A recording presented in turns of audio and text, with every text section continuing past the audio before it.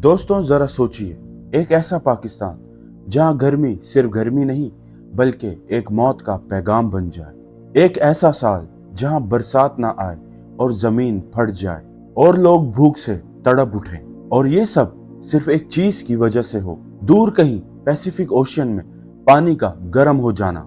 जी हाँ, 2026 में दुनिया एक सुपर एल नीनो का सामना कर सकती है और पाकिस्तान इसके सबसे खतरनाक निशानों में हो सकता है।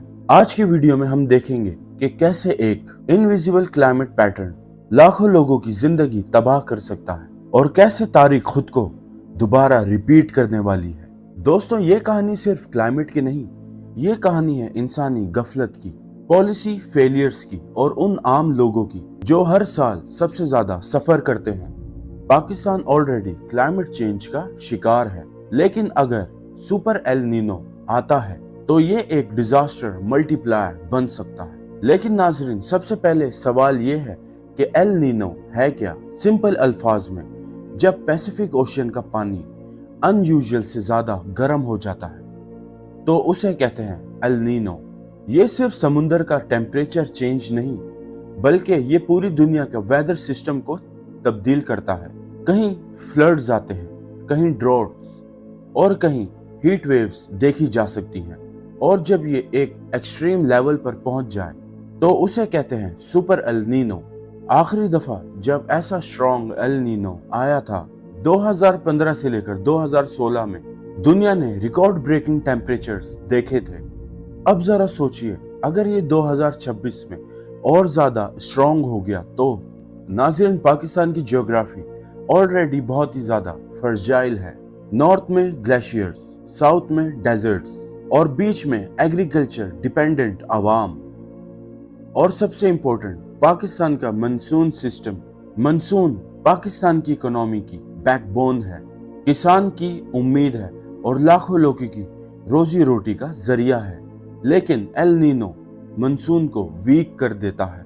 सोचिए, बरसात कम हो जाए, फसलें खत्म, पानी की कमी हो जाए, बिजली क्राइसिस और फिर महंगाई। दोस्तों, ये सिर्फ थ्योरी नहीं है, ये सब पहले भी हो चुका है। आज से तकरीबन 150 साल पहले साउथ एशिया ने एक ऐसी तबाही देखी जिसे दुनिया भूल चुकी है, जिसका नाम है ग्रेट फेमाइन। 1976 से लेकर 1978 तक ये फेमाइन एल नीनो की वजह से आया था। बरसात फेल हो गई थी और जमीनें सूख चुकी थी और लाखों लोग भूख से मर गए थे। और सबसे दर्दनाक बात, सिर्फ क्लाइमेट नहीं बल्कि गवर्नेंस फेलियर ने इसे और बढ़ाया। फूड डिस्ट्रीब्यूशन वीक हो गई, कॉलोनियल पॉलिसीज इनसेंसिटिव हो गई और आवाम बेसहारा। लेकिन क्या आज भी हमने कुछ सीखा है? आज फिर वापस आते हैं। क्लाइमेट साइंटिस्ट वार्न कर रहे हैं कि 2026 में एक strong super El Nino develop हो सकता है। और अगर ऐसा होता है तो पाकिस्तान में क्या होगा? Pakistan already heat wave hotspot है। क्या आप लोगों को 2015 कराची हीट वेव याद है, जहां 1000 से ज्यादा लोग मर गए थे?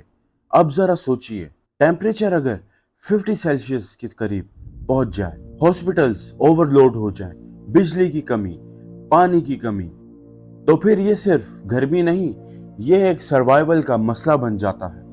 दोस्तों, एग्रीकल्चर पाकिस्तान की जीडीपी का एक मेजर हिस्सा है। अगर मानसून फेल हो जाए, वीट प्रोडक्शन कम हो जाएगी, राइस प्रोडक्शन भी कम हो जाएगी, शुगर कैन ड्राई हो जाए, तो फिर मार्केट में क्या होगा? जब प्रोडक्शन कम होती है तो महंगाई बढ़ जाती है। आटा महंगा, सब्जियां महंगी और दाल महंगी। और सबसे ज्यादा असर मिडिल और लोअर क्लास पर होता है। एक आम आदमी के लिए रोटी खरीदना भी मुश्किल हो जाता है। Pakistan already water stress country है। अगर बारिशें ना हो तो डैम्स खाली हो जाएंगे, ग्राउंड वाटर लो हो जाएगा और रिवर्स भी वीक हो जाएंगे। और फिर सिटीज और विलेजेस के दरमियान पानी की एक नई जंग शुरू हो जाएगी। नाज़रीन, पब्लिक हेल्थ क्राइसिस ये सबसे डेंजरस और लीस्ट डिस्कस्ड पार्ट है।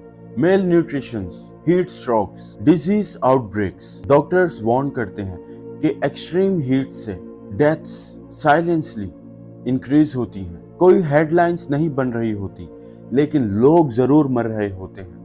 अब सबसे इम्पोर्टेंट सवाल, क्या ये सब क्लाइमेट की चेंज की वजह से हो रहा है? जवाब है नहीं। पाकिस्तान का सबसे बिगेस्ट इश्यू है पॉलिसी फेलियर्स।